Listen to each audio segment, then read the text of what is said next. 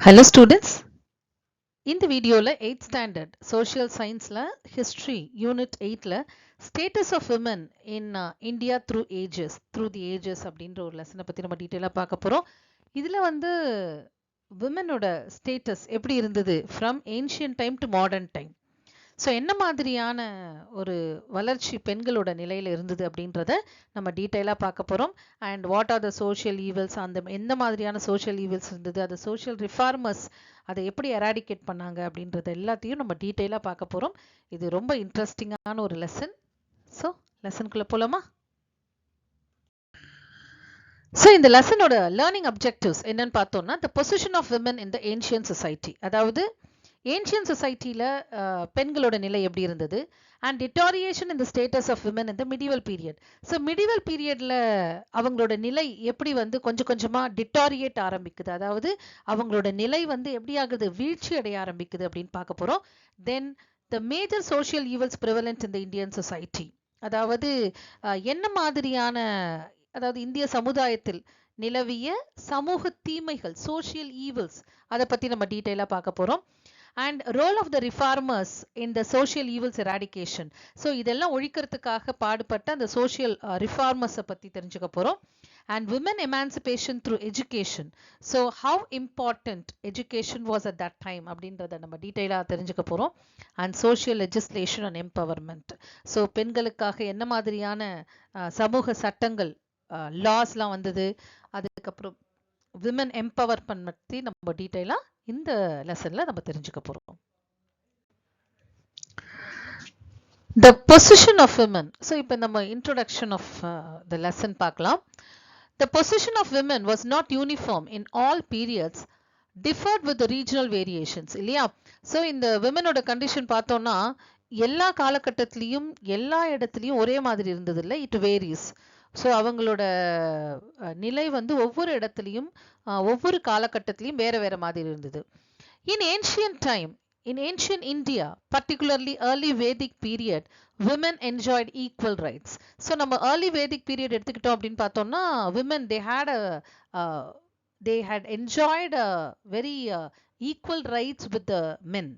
So ஆணுக்கு நிகராக பெண்களை என்ன பண்ணாங்க, ட்ரீட் பண்ணாங்க. But with the passage of time, their status in the society found deteriorated as a result of frequent foreign invasions. ஆனா அவங்களோட நிலை அந்த மிடிவல் பீரியட்ல என்ன ஆச்சு அப்படின்னா டிட்டாரியேட் ஆக ஆரம்பிக்குது. அதாவது டிட்டாரியேட்னா என்ன, கொஞ்சம் கொஞ்சமா அவங்களோட நிலை வந்து வீழ்ச்சி அடைய ஆரம்பிக்குது. எதனால அப்படின்னு பார்த்தோம்னா, because of the frequent foreign invasions. So வெளிநாட்டவர்கள் என்ன பண்றாங்க, அடிக்கடி நம்ம மேல படையெடுத்து நிறைய வெளிநாட்டு படையெடுப்புகள் காரணமாக என்ன ஆகுது அப்படின்னு பார்த்தோம்னா, பெண்களோட நிலை கொஞ்சம் கொஞ்சமா வீழ்ச்சி அடைய ஆரம்பிக்குது. ஸோ ஒரு early Vedic periodல they had a equal status with men, but whereas in the medieval period their position started to deteriorate. They were subjected to subjugation and subordination. இந்த பெண்கள் எல்லாரையும் அடிமைப்படுத்தி வச்சிருக்காங்க, ஒருத்தருக்கு அடிமையா, ரைட்டா?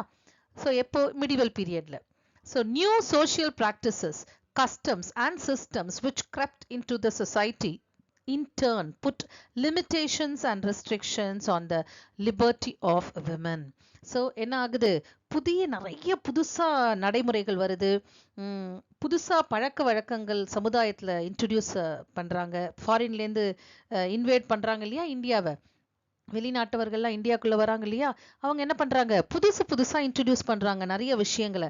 ஸோ இதனால என்ன ஆகுது அப்படின்னா விமனோட ஃப்ரீடம் பறிபோக ஆரம்பிக்குது. And lot of limitations and restrictions on the liberty of women. So நிறைய லிமிட்டேஷன்ஸ்னா என்ன, நிறைய கட்டுப்பாடுகள், ரெஸ்ட்ரிக்ஷன்ஸ், கட்டுப்பாடுகள், சில வரன்முறைகள், இப்படிதான் இருக்கணும் பெண்கள்னா அப்படின்ற மாதிரி ஒரு ரூல்ஸ் அண்ட் ரெகுலேஷன்ஸை ஃபார்ம் பண்ண ஆரம்பிக்கிறாங்க. ஸோ இந்த பிக்சரை பார்க்கும்போது உங்களுக்கு ஒரு ஐடியா கிடைக்கும். அதாவது ஏன்ஷியன்ட் வேதிக் பீரியட்ல பார்த்தோம் அப்படின்னா women were treated equally on par with men, இல்லையா? ஸோ சமமா உட்காந்து டிபேட்ல கூட கலந்துட்டு இருந்திருக்காங்க. அதே மாதிரி இங்க பார்த்தோம் அப்படின்னா போ அண்ட் ஆரோ, அந்த வில் வித்தைன்னு சொல்லுவோம் இல்லையா, அது ஆண்களுக்கு நிகரா வந்து பெண்களும் இருந்தாங்க. அதுக்கப்புறம் தவம் பண்ணாங்க, ஔவையாரை பத்தி நம்ம ஏற்கனவே கேள்விப்பட்டிருப்போம் இல்லையா? ஸோ நல்ல ஒரு குருவாகவும் இருந்திருக்காங்க. ஸோ இந்த மாதிரி ஏன்ஷியன் வேதிக் பீரியட்ல women were treated on par with men. So இந்த பிக்சரை பார்த்தீங்க அப்படின்னா உங்களுக்கு தெரியும், இது வந்து மிடிவல் பீரியட்ல வந்து ஸ்லோவா அவங்களோட condition started to deteriorate and they were imposed with more restrictions. பயங்கரமான கட்டுப்பாடுகள் அவங்க மேல திணிச்சாங்க இல்லையா? ஸோ மிடிவல் பீரியட்ல. ஸோ அந்த மிடிவல் பீரியட்ல அவங்க இருக்கிற ரெஸ்ட்ரிக்ஷன்ஸ், நிறைய சோஷியல் ஈவல்ஸ் வந்தது இல்லையா? இந்த சோஷியல் ஈவல்ஸ் எல்லாம் எராடிகேட் பண்ணது யாரு அப்படிங்கிறத நம்ம இப்ப பார்க்க போறோம். So the prominent leaders who fought for the upliftment of women during the British Raj, இது வந்து ஒரு புக் பேக் 2 மார்க் கொஸ்டின் உங்களுக்கு. ஸோ இந்த நேம் எல்லாம் எழுதினா உங்களுக்கு 2 மார்க்ஸ். ராஜாராம் மோகன் ராய், தயானந்த சரஸ்வதி, கேஷப் சந்திரா சென், ஈஸ்வர சந்திர வித்யாசாகர், பண்டித Ramabai, doctor Muthulakshmi Ammaiyar, Jyotirao Phule, Periyar EVR and doctor Dharmambal. So இவங்க எல்லாரும் தான் வந்து நம்ம இந்தியன் சொசைட்டியில் இருக்கிற ஈவில்ஸை எராடிகேட் பண்ண ரொம்ப பாடுபட்டாங்க. ஸோ இவர் தான் ராஜாராம் மோகன் ராய் அண்ட் ஹீஸ் சுவாமி தயானந்த சரஸ்வதி. இவர் வந்து கேஷப் சந்திரா சென்.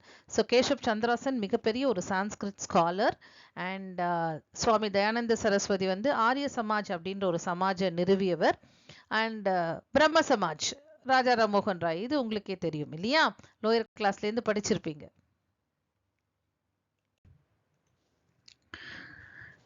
இவர் தான் ஈஸ்வர சந்திர வித்யாசாகர் அண்ட் இவரும் மிகப்பெரிய Sanskrit scholar and he also fought for the widow remarriage and he fought against child marriage. So அடுத்தது பண்டித ரமாபாய். இவங்களும் ஒரு சோஷியல் ரிஃபார்மர், பெண்கள் முன்னேற்றத்திற்காக பாடுபட்டவங்க. இவங்க வந்து டாக்டர் முத்துலட்சுமி அம்மையார். இவங்க பார்த்தோம் அப்படின்னா முதல் பெண் டாக்டர் இவங்க தான். ஸோ இது நிறையா டிஎன்பிஎஸ்சி எக்ஸாமில் கூட கேட்பாங்க. ஃபர்ஸ்ட் விமன் டாக்டர் யார் அப்படின்னா டாக்டர் முத்துலட்சுமி தான். அண்ட் இவர் பார்த்தோம் அப்படின்னா ஜோதிராவ் ஃபுலே, இவரும் இவரோட ஒய்ஃப் சாவித்ரிபாய் ஃபுலே, இவங்க 2 பேரும் சேர்ந்து நிறையா, அதாவது பெண்களுக்காக நிறைய கல்வி நிறுவனங்கள், ஸ்கூல்ஸ், கேர்ள்ஸ் ஸ்கூல்ஸ்லாம் ஆரம்பித்தாங்க. So they were so particular in providing education to women. And இவர் கேட்கவே வேணாம், நமக்கு நல்லாவே தெரிஞ்ச ஒரு நபர் தான் இல்லையா? பெரியார் ஈவிஆர். ஸோ அடுத்தது இவங்க பார்த்தோம் அப்படின்னா டாக்டர் தர்மாம்பால். ஸோ இவங்க எல்லாரும் சேர்ந்து தான் நம்ம இந்தியன் சொசைட்டியில் இருக்கிற சோஷியல் ஈவில்ஸ் எல்லாத்தையும் எராடிகேட் பண்ணுவாங்க. So Rajaram Mohan Roy's effort led to the abolition of sati in 1829. So இது வந்து உங்களுக்கு ஒரு ஒன் வேர்ட்ல கேட்பாங்க. எப்போ வந்து சதியை அபாலிஷ் பண்ணாங்க அப்படின்னா 1829ல. So of course with effort taken by Rajaram மோகன் ராய்.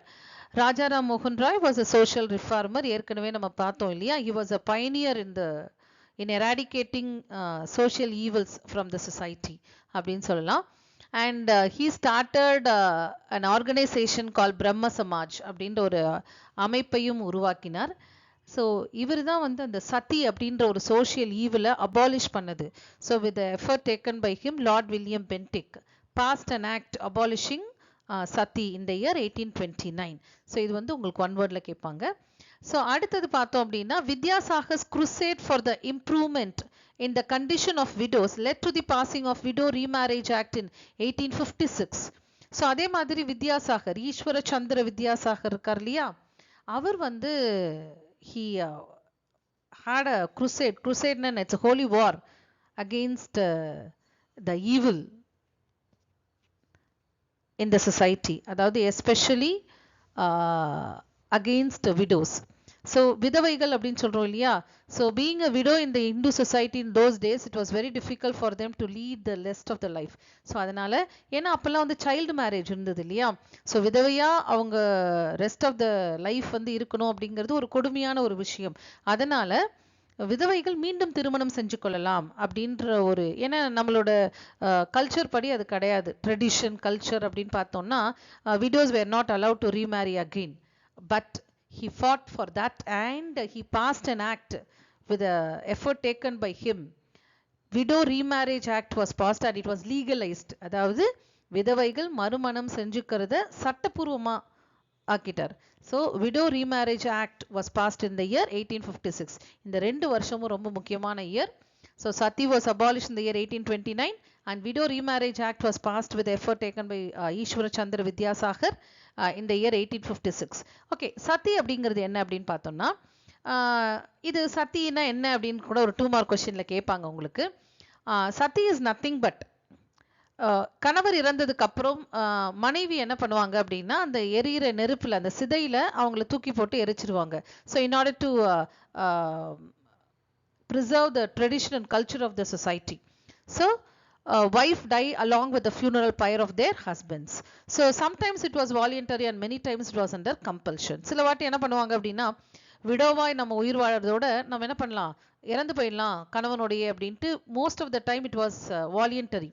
But many times வந்து sometimes it may be under compulsion. Compel பண்ணி என்ன பண்ணுவாங்க அந்த எரியிற சிதையில வைஃபையும் என்ன பண்ணுவாங்க தூக்கி போட்டுருவாங்க. ஸோ இதுக்கு பேர் தான் சதி அப்படின்றது. அதுக்கு எதிராக தான் இவர் ராஜா ராம்மோகன் ராய் போராடி அதை அபாலிஷ் பண்ணார். ஸோ அடுத்தது பார்த்தோன்னா widow remarriage. Being a widow to lead a லைஃப்ன்றது ரொம்ப டிஃபிகல்ட்டாக இருக்கும். ஸோ அதை எதிர்த்து போராடினவர் தான் இதோ இங்கே இருக்கிற ஃபோட்டோவில் இருக்கார் பாருங்க Ishwar Chandra Vidyasagar. Right. So the reformers நிறைய சோஷியல் ரிஃபார்மர்ஸை பற்றி பார்த்தோம் இல்லையா, கிட்டத்தட்ட ஒரு 8-9 பேரை பற்றி பார்த்தோம் இல்லையா. ஸோ இவங்க எல்லாருமே ஒரு விஷயத்தை வந்து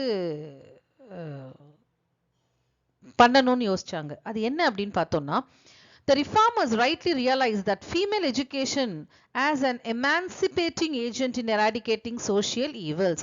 ஸோ இந்த சோஷியல் ஈவல்ஸ் எல்லாம் நம்ம சொசைட்டிலேருந்து எராடிகேட் பண்ணணும் அப்படின்னா ஃபீமேல் எஜுகேஷன் ரொம்ப முக்கியம், அதாவது பெண் கல்வி ரொம்ப முக்கியம் அப்படின்ட்டு சொன்னாங்க.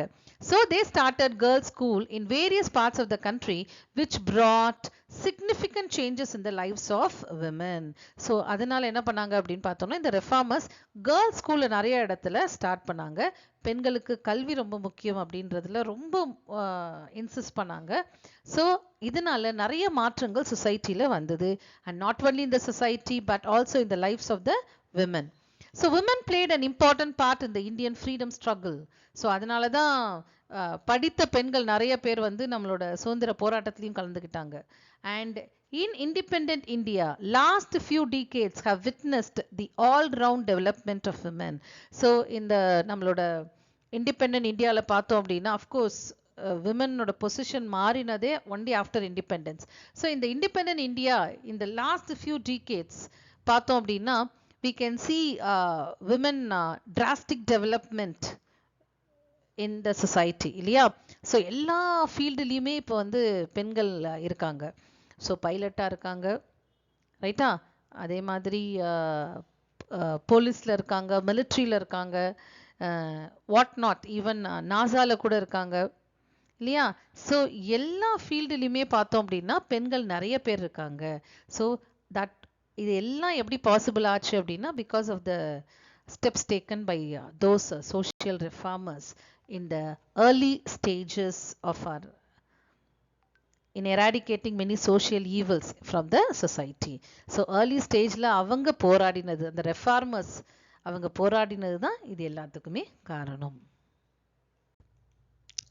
so next நம்ம பார்க்க போறது position of women in ancient period, medieval period and modern period. so நம்ம இப்போ மூணா டிவைட் பண்ணி பார்க்க போறோம். so position of women ancient periodல எப்படி இருந்தது, medieval periodல எப்படி இருந்தது, modern periodல எப்படி இருந்தது and after independence எப்படி இருக்கு அப்படிங்கறத நம்ம டீடைலா பார்க்க போறோம். so in the ancient period the worship of the mother goddess இல்லையா. so அவங்க வணங்கினதே ancient periodல பார்த்தோம்னா பெண் கடவுளை தான் வணங்கியிருக்காங்க. and during the Vedic period it is believed that the position of wife was honored and women's position was acknowledged, especially in the performance of the religious ceremonies. அந்த காலத்துல பார்த்தோம் அப்படின்னா ancient periodல especially இந்த Vedic periodல எல்லாம் பெண்களை வந்து அவ்வளோ மதிச்சாங்க. and not only that even they were allowed to perform அதாவது religious ceremonies வேதங்கள் ஓதுறதுக்கும் யாகங்கள் செய்வதற்கும் பெண்களை வந்து அலோ பண்ணாங்க. எப்போ ரிக் வேதிக் பீரியட்ல. ஸோ அந்த அளவுக்கு they were given equal status on par with men. So in the early Vedic period la பார்த்தோம், women were very much honored and they were respected and they were allowed to perform the religious sacrifices இல்லையா. But இந்த later Vedic periodல என்ன ஆச்சு அப்படின்னு பார்த்தோம்னா, later Vedic period witnessed a transitional development in the status of women, restricting her role in the social life except in the performance of the religious sacrifices. So அவங்களோட status கொஞ்சம் கொஞ்சமா டிட்டாரியேட் ஆக ஆரம்பிக்குது, வீழ்ச்சி அடைய ஆரம்பிக்குது. எப்படி அப்படின்னா, ரிலீஜியஸ் சாக்ரிஃபைஸ் மட்டும் அவங்க பண்ணலாம். her social and political freedom was restricted. So அவங்க சமுதாயத்திலையும் சரி, முன்னாடி எல்லாம் ஏர்லி வேதிக் பீரியட்ல ஈவன் விமன் ரூலர்ஸ் வேர் தேர். ஸோ ஆட்சி செஞ்சவங்களே பெண்களா இருந்திருக்காங்க. ஆனால் லேட்டர் வேதிக் பீரியட்ல என்ன ஆகுது, அந்த ஒரு உரிமை அவங்களுக்கு கொடுக்கப்படலை. ஆண் வாரிசு தான் என்ன பண்ணணும், ஆட்சி செய்யணும் அப்படின்ட்டு ஒரு முடிவுக்கு வராங்க. So her social and political freedom was restricted and sati became popular during the later Vedic period. இது வந்து உங்களுக்கு ஒன் வேர்ட்ல கேட்கலாம். ஸோ சதி வந்து எப்போ ரொம்ப பாப்புலரா இருந்தது அப்படின்னு பார்த்தோம்னா, சொசைட்டில லேட்டர் வேதிக் பீரியட்ல தான். அது சத்தினா என்ன, where the widows either choose for themselves or were forced to jump into the funeral pyre of their husbands. அதாவது நான் ஏற்கனவே சொன்னேன் இல்லையா, ஸோ அவங்களாவே முன் வந்து அந்த சிதையில விழுந்து இறக்கலாம், இல்லை சம்டைம்ஸ் அண்டர் கம்பல்ஷன். ஸோ அவங்களா முன் வந்து, இல்லைன்னா அவங்க அதில் குதிச்சு என்ன பண்ணுவாங்க, அந்த கணவர் இறந்த போது தீ மூட்டுவாங்க இல்லையா, எரிப்பாங்க இல்லையா, அந்த சிதையில மனைவி என்ன பண்ணுவாங்க, அவங்களாம் முன் வந்து சில வாட்டி அந்த சிதைக்குள்ள போய் தானும் இறந்து போவாங்க. And sometimes in order to maintain the customs and traditions and she was forced to die along with her husband in the funeral pyre of their husbands. So இந்த ஒரு ப்ராக்டிஸ் தான் சத்தின்னு சொல்கிறோம். அந்த சத்தி வந்து ரொம்ப பாப்புலராக இருந்தது லேட்டர் வேதிக் பீரியடில் தான். And women were denied to study Vedic scriptures. So early Vedic periodல women were allowed to recite mantras and learn Vedas. But in the later Vedic periodல அவங்களுக்கு என்ன உரிமை மறுக்கப்பட்டது, வேதங்களை படிக்கிற உரிமை மறுக்கப்பட்டது. ஸோ இதுதான் சதி.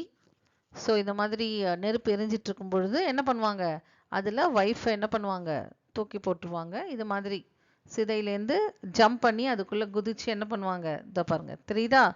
ஸோ இந்த மாதிரி போய் உக்காந்து சிதை மூட்டிடுவாங்க. ஸோ தட் அவங்களையும் என்ன பண்ணுவாங்க, உயிரோட ஹஸ்பண்டோட எரிச்சிருவாங்க. ஸோ இந்த ஒரு ஈவில் ப்ராக்டிஸ்க்கு பேர் தான் சதி அப்படின்னு சொல்கிறாங்க. இது ஆல்மோஸ்ட் ஒரு கொலை பண்ணுற மாதிரி தான் இல்லையா. ஸோ அதனால தான் இதை ராஜாராம் மோகன் ராய் எதிர்த்தாரு. And with effort taken by him, Lord William Bentinck ஒரு சட்டத்தை உருவாக்கினார். So abolition of sati act was passed in the year 1829. So இது வரைக்கும் நம்ம ancient periodல பார்த்தோம் இல்லையா women ஓட position. So now in the medieval period. So the position of women in the society further deteriorated during the medieval period and they suffered from many social evils such as sati, child marriage, female infanticide and slavery. So medieval பீரியடில் தான் நிறைய social evils வந்து it entered in to the society அப்படின்னு சொல்லலாம். And இது வந்து உங்களுக்கு ஒரு 2 மார்க் கொஸ்டினாக கூட கேட்கலாம். Name the social evils which are prevalent இந்த மிடிவல் பீரியட்லாம். இந்த 4 எழுதினா உங்களுக்கு 2 mark. Sati, child marriage, female infanticide and slavery. சத்தினா என்னன்னு பார்த்தோம் இல்லையா, death of wife along the funeral pyre of their husbands. அதாவது கணவர் இறக்கும் பொழுது அந்த சிதையிலேயே அவங்களும் விழுந்து இறக்குற ஒரு நிகழ்வை தான் நம்ம சத்தி அப்படின்னு சொல்கிறோம். 2வது சைல்டு மேரேஜ். சைல்டு மேரேஜ்ன்றது குழந்தைகள் திருமணம். சின்ன வயசுலேயே என்ன பண்ணுவாங்க, ஒரு 6-7 வயசுலேயே திருமணம் செஞ்சு வச்சிருவாங்க. ஸோ 3வது என்ன அப்படின்னா ஃபீமேல் இன்ஃபான்டிசைட், அதாவது பெண் சிசு கொலை. பெண் குழந்தை பிறந்த உடனே, ஏன்னா அந்த காலத்தெல்லாம் ரஜபுத்திரர்களுக்கெல்லாம் வந்து நிறைய வரதட்சணை கொடுக்கணும். ஸோ அதனால என்ன பண்ணுவாங்க அப்படின்னா, பெண் குழந்தை பிறந்தது அப்படின்னா கொன்னுடுவாங்க. கள்ளிப்பால் கொடுத்தோ இல்லைன்னா ஏதாவது செஞ்சு என்ன பண்ணுவாங்க, அதை கொன்னுடுவாங்க. ஸோ இந்த ஃபீமேல் இன்ஃபான்டிசைட் அதாவது பெண் சிசு கொலை. அடுத்தது ஸ்லேவரி, அடிமைத்தனம். ஸோ இது எல்லாம் தான் இந்த 4 முக்கியமான சோஷியல் ஈவல்ஸ் தான் நம்ம சொசைட்டியில் அப்போ இருந்தது பெண்களுக்கு எதிராக. So normally monogamy was in practice, but among the rich polygamy was prevalent. Monogamy na enna? Monogamy na marrying one person. அந்த காலத்துல பார்த்தோம் அப்படின்னா ஒருத்தனுக்கு ஒருத்தி தான் இருந்தது. பட் சம்டைம்ஸ் ரிச் பீப்புள், அதாவது பணக்காரங்க இருக்காங்க இல்லையா, ஸோ அவங்க மட்டும்தான் நிறைய வாட்டி கல்யாணம் பண்ணிப்பாங்க, நிறைய வைஃப் இருக்கும் அவங்களுக்கு. பாலிகமினா மேரிங் மெனி டைம். சரியா? ஸோ மோனோகமின்றது மேரிங் ஒன் டைம். மோனோனாலே சிங்கிள்னு அர்த்தம், பாலினாலே மெனின்னு அர்த்தம். ஸோ மேரிங் மெனி டைம் அப்படின்றது பாலிகமி. ஒரே ஒரு வாட்டி திருமணம் செஞ்சால் அது வந்து மோனோகமி. ஸோ யூஸ்வலாகவே monogamy was in practice. But பணக்காரங்க, ராஜாக்கள் அவங்கெல்லாம் என்ன பண்ணுவாங்க, நிறைய கல்யாணம் பண்ணிப்பாங்க. And sati was in practice particularly among the royal and upper state of the society. So இந்த சதி அப்படின்ற ஈவில் எந்த ஒரு சமூகத்துக்குள்ள ரொம்ப பிரபலமா இருந்தது பார்த்தோன்னா ராயல் ஃபேமிலி, நல்ல பணக்காரங்க, அண்ட் அப்பர் கிளாஸ் பீப்புள் கிட்ட தான் இது வந்து ரொம்ப பிரபலமா இருந்தது இந்த சதி. Because they wanted to preserve the traditions and culture of the society, Hindu society. And widow remarriage was very rare. So ரொம்ப விதவை திருமணம் பார்த்தோம் அப்படின்னா ரொம்ப அரிதாகவே அங்கொன்னு இங்கொன்னு தான் இருந்தது. ஏன்னா nobody came forward to marry the widow and none of the widows came forward to marry again. So இந்த மாதிரி சொசைட்டி கொஞ்சம் பயந்துட்டு இருந்தாங்க. Then devadasi system was in practice in some parts of the country. So சில இடத்துல என்ன இருந்தது, தேவதாசி சிஸ்டமும் இருந்தது. ஸோ இந்த ஃபோட்டோ பார்த்தா தெரியும், இது வந்து யூஸ்வலாகவே ராஜஸ்தானில் தான் ரொம்ப ஃபேமஸாக இருக்கும் சைல்டு மேரேஜ். ஸோ பார்த்தீங்க அப்படின்னா சின்ன சின்ன குழந்தைங்களுக்கு என்ன பண்ணுவாங்க, கையில் வாழைப்பழம் சாக்லேட்லாம் கொடுத்து கல்யாணத்தை பண்ணி வச்சுருவாங்க சின்ன வயசுலேயே. ஸோ இது வந்து சைல்டு மேரேஜ்க்கான ஃபோட்டோஸ். ஸோ அடுத்தது நம்ம என்ன பார்த்தோம், பெண் சிசு கொலை, அதாவது ஃபீமேல் இன்ஃபான்டிசைட் அப்படின்னு பார்த்தோம் இல்லையா. ஸோ பெண் குழந்தை பிறந்த உடனே என்ன பண்ணுவாங்க அப்படின்னா இந்த மாதிரி ஒரு ஆறுகளில் தூக்கி போட்டுருவாங்க, இல்லைன்னா அதை ஏதாவது கள்ளிப்பால் எது விஷத்தன்மை இருக்கோ நிறையா அதை கொடுத்து கொன்னுடுவாங்க. ஸோ அப்படியே புதைச்சிருவாங்க பாருங்க. ஸோ இந்த மாதிரியான ப்ராக்டிஸ்லாம் அப்போ இருந்தது, ஃபீமேல் இன்ஃபான்டிசைட். அடுத்தது பார்த்தோம்னா ஸ்லேவரி, அடிமைத்தனம். ஸோ நம்மளே வந்து பார்த்தோம் அப்படின்னா பிரிட்டிஷ்காரங்களுக்கு அடிமைகளாக தான் இருந்தோம் பல வருடங்களாக இல்லையா. ஸோ இந்த மாதிரி ஒரு அடிமையாக வாழறதும் வந்து ஒரு சோஷியல் ஈவில் தான். இப்போ பணம் கொடுக்க முடியாது அப்படின்னா அவனை அடிமையாக வச்சுருப்பாங்க, சம்பளமே இல்லாமல் சாப்பாடு மட்டும் போட்டு வருஷக்கணக்காக வாழ்நாள் முழுவதும் அடிமையாக வச்சுருப்பாங்க. ஸோ இந்த மிடிவல் பீரியட் பார்த்தோம் அப்படின்னா among the Rajputs of Rajasthan this practice, அதாவது ஜௌஹார் அப்படின்ற ஒரு ப்ராக்டிஸ் இருந்தது. அந்த ஜௌஹார்னா என்ன அப்படிங்கிறத நம்ம இப்போ பார்க்கலாம். ஜௌஹார் அப்படிங்கிறது என்ன அப்படின்னா, அதாவது அந்நியர்கள் வந்து கைப்பற்ற வரும்பொழுதோ இல்லைன்னா அவங்கள வந்து அவமானப்படுத்தும் பொழுதோ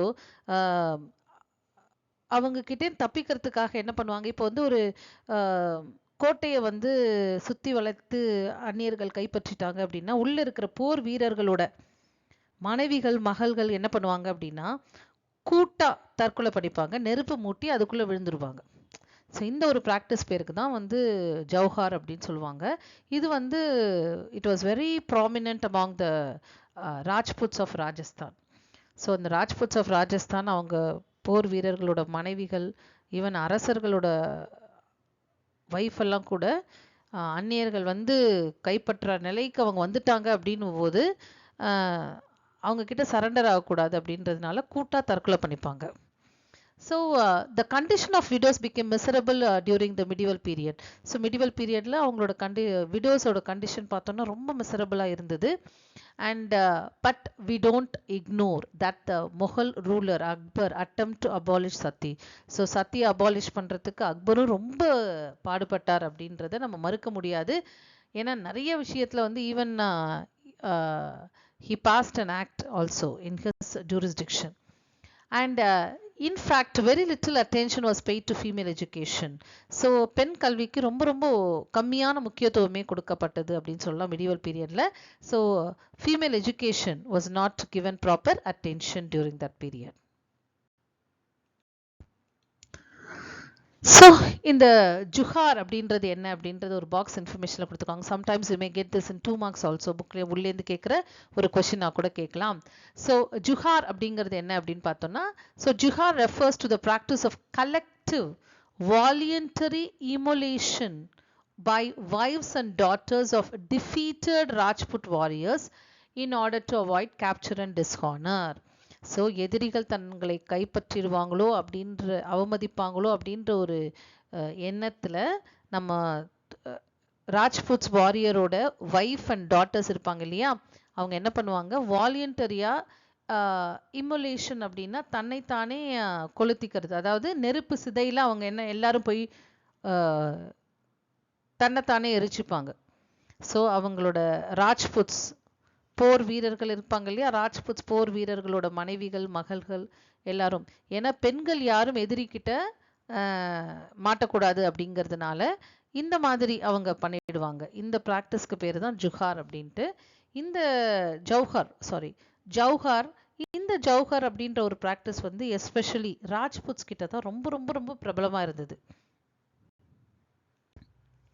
ஸோ இந்த மிடிவல் பீரியட்ல வந்து நிறைய பெண்களுக்கு வந்து சம உரிமை கொடுக்கப்படலை அப்படின்னு பார்த்தோம் இல்லையா, பட் சில எக்ஸெப்ஷன்ஸ் இருந்தது. We can find some exceptions. Razia Sultana, queen Durga Devi, Chand Bibi, Nur Jahan, Jahanara, Jijabai and Mirabai. So இவங்கெல்லாம் எக்ஸப்ஷனல் கேஸ் அப்படின்னு சொல்றாங்க.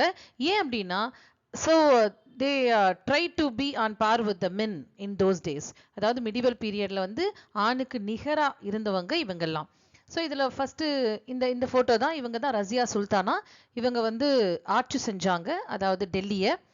ஸோ இவங்க பார்த்தோம் அப்படின்னா குயின் துர்கா தேவி, இவங்க சாந்த் பிபி, நூர்ஜஹான் உங்களுக்கு நல்லாவே தெரியும் இல்லையா, முகல் எம்பரரோட ஒய்ஃப்.